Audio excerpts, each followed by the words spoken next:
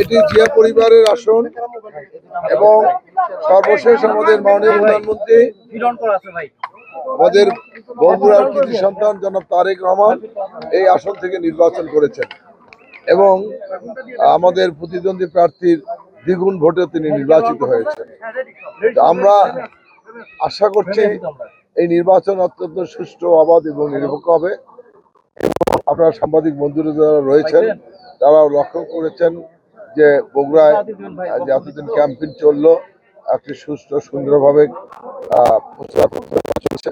এখানে সবাই সৌহার্দ্যপূর্ণভাবে আমরা প্রচার করেছি, কোনো বাধাবিঘ্ন হয়নি।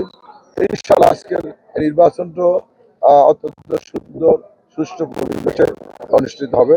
ইনশাআল্লাহ জনগণ সকলে স্বতঃস্ফূর্তভাবে ভোট কেন্দ্রে এসে তাদের ভোট প্রয়োগ করবে।